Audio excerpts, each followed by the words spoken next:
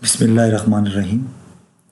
Subject is Principle of Auditing, and today lecture is on International Standard on Auditing 320 that have a title of Materiality in Planning and Performing an Audit.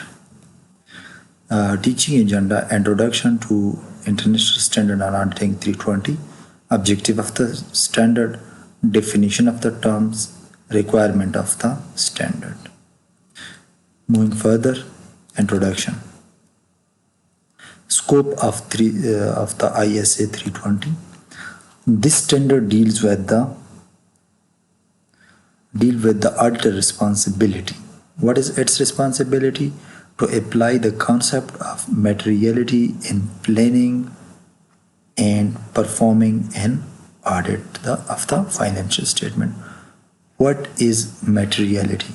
Materiality means if the financial statement are misstated of any amount but still does not affect the decision making of the user of the financial statement, that specific amount will not be material.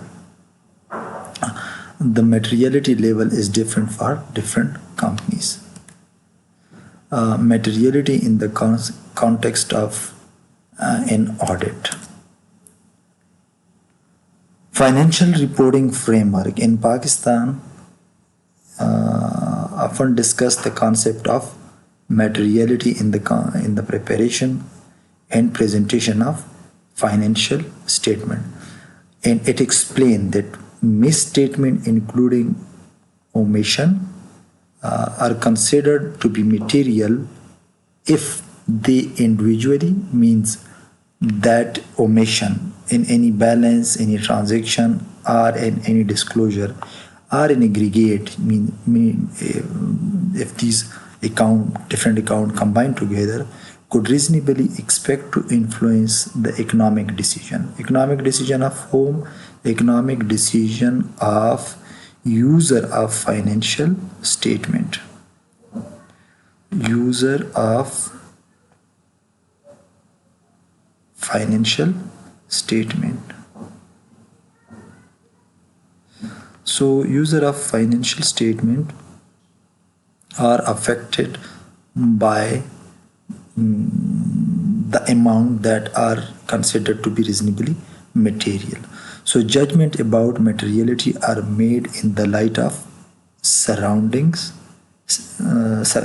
circumstances and affected by the size and nature of misstatement or combination of both. Surrounding circumstances. So if an auditor going to audit any oil company like Schlumberger or Shell or Halliburton or MOL, let's suppose on the other sides, if the auditor is going to audit any cement company, so maybe $100,000 is not material for MOL.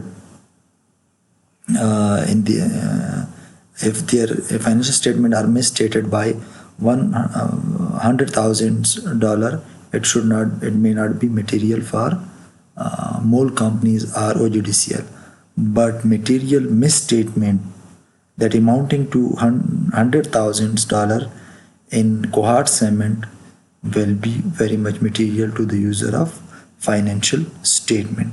So the materiality depends upon the circumstances, the nature, size and nature of the business. Secondly, fraud of 1 rupees cannot be tolerated. So if it is of 100 rupees fraud, it cannot be tolerated, even though it does not have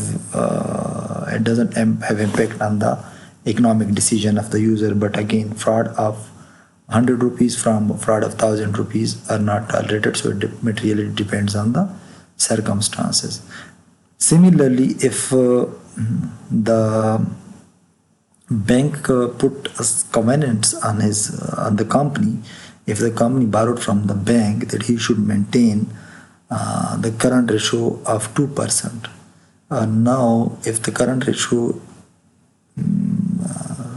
drop slightly by 2%, then it would be material for the bank, because there is a condition on the company to maintain the current ratio or working capital at a certain specific level. Judgment about the matter that are material to the user of financial statement are based on the consideration of common financial information need of the user as a group. So it means that the auditor should consider the group of the user rather than any individual person. For example, if shareholder or potential shareholder or investor would be considered, and their usage could be considered as a group. If any individual shareholder or potential investors point out that he is basically interesting in that specific item of the financial statement, and it is materially misstated, it would not be considered by the auditor. Introduction: materiality in the context of audit. So it is a matter of professional judgment. Professional judgment means that the auditor will use its prior experience. He will use prior knowledge of industry, prior experience with the client, knowledge of a similar companies. These are called professional judgment. Is affected by the auditor perception of financial information, need of the user of financial statement. So what the user of the financial statement who are interested in, so he should consider the financial statement and the user need a financial statement. Financial statement are used by shareholder, by bankers, by investor, by employee, by general public, by government. So these are the user of the finance in auditor to assumes. These are basically assumption of the auditor that have a reasonable knowledge of a business and economic activities and accounting, and willingness to study the information in the financial statement with reasonable diligence. So that is first assumption, that the user should have a knowledge of the business. They have a knowledge of economic condition of the country. They know how to accounting or the financial reporting know-how is necessary for the user. And secondly, they are willing. They are willing to study the financial statement with the care and time. User should understand financial statements are prepared, presented, and audited to the level of materiality. Even users should know that there is immaterial. The chances of immaterial misstatement are there in the financial statement, and they know that the materiality concept is used in preparing the financial statement. Third assumption about the user is that recognize the uncertainties. Uncertainty about what that are inherent in the measurement of amounts based on the use of estimate, judgment, and consideration of future events. A lot of accounting policies are based on judgment. So there is, let's suppose, if the management is estimating the useful life of any assets, if the management estimating the sales of the companies. So these are all judgment which have inherently some uncertainty. The user should be well aware of these uncertainties. Make reasonable economic decisions on the basis of information in the financial statement. The concept of materiality is applied by the auditor both in planning and performing of audit. So preliminary, the auditor would set one, let's suppose he said that 100,000 rupee misstatement will be tolerated. So above this, the auditor will not tolerate any misstatement. Below this, the auditor feel okay with this material misstatement. So this is initial materiality level set by the auditor. He may set materiality level based on certain benchmarks such as 1% of earning. 1% of earning is okay. 1%, sorry, 1% of earnings before taxes misstatement is okay, or 1% of the revenue is okay if materially misstated. So these are the benchmark. But when performing an audit, this initial or this overall whole audit is located at the item level or at different account level. For example, at transaction level, at account balance level, at disclosure level, and there should be separate materiality level for each item. That is called performance materiality.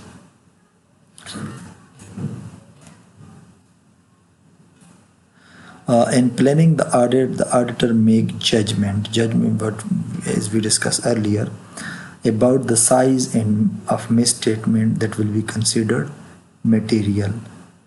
It may be based on judgment, or judgment means that would be a qualitative materiality, but it based on certain benchmark. Benchmark means it may be based on total asset, it may be based on revenue, it may be based on net income. So these are some benchmark that the auditor set its materiality level. The judgment provided basis for determining the nature, timing, and extent of risk assessment procedure. When the materiality have been set, then risk assessment start by the auditor, identifying and assessing the risk of material misstatement at financial reporting level or at the level of accounts, disclosure and transaction. So determining the nature, timing and extent of further audit procedure is based on your materiality level. The circumstances related to some misstatement may cause the auditor to evaluate them as material even if they are below materiality level. What are these circumstances? These circumstances, for example, if the bank put certain condition on the company that the net income or the earning EBIT,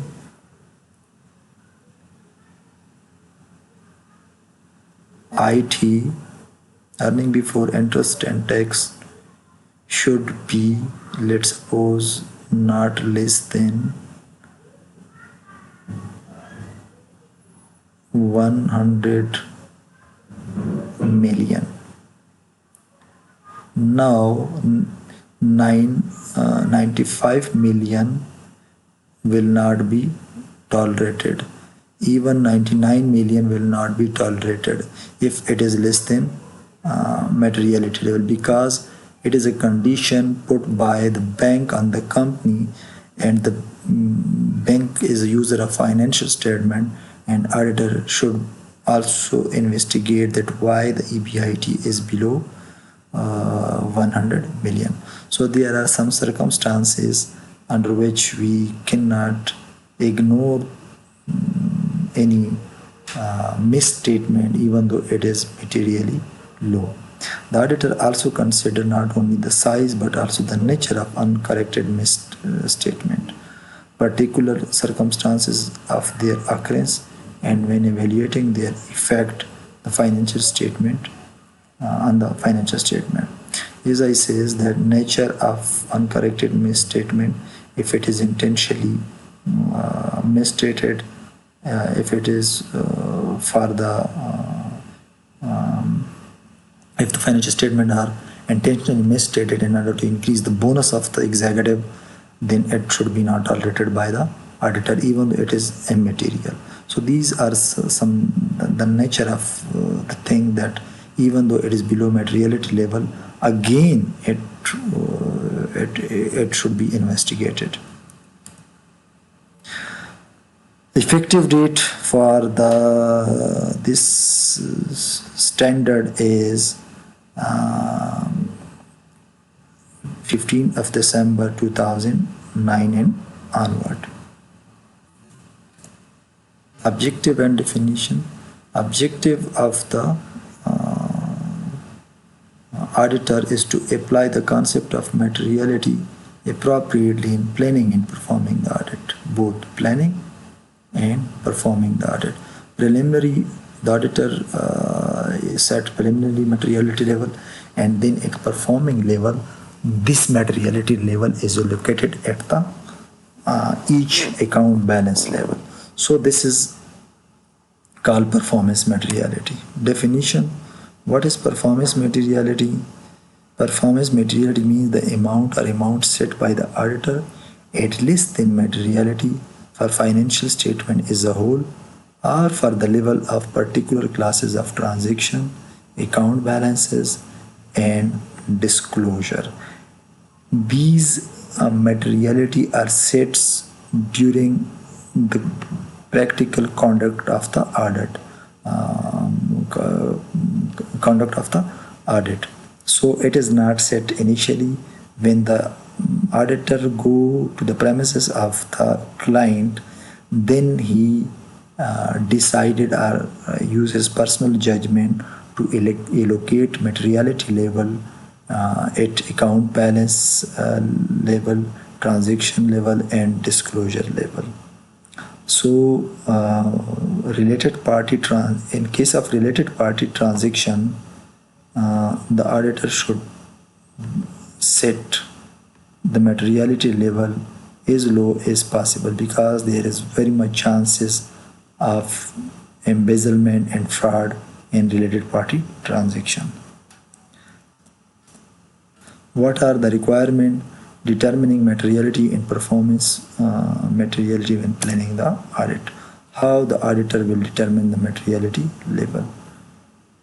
Determine materiality level financial statement as a whole, or the auditor may will also determine the materiality level for particular class of transactions, account balances, and disclosures, for which he could reasonably be expected to influence the economic decision of the user of financial statement.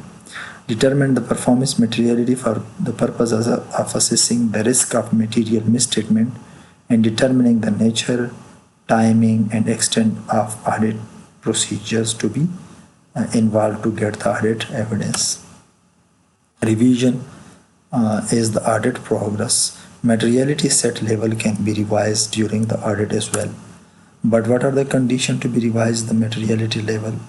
That is, revise the materiality level for financial statement as a whole, or materiality level for particular class, transaction, account balances, and disclosures.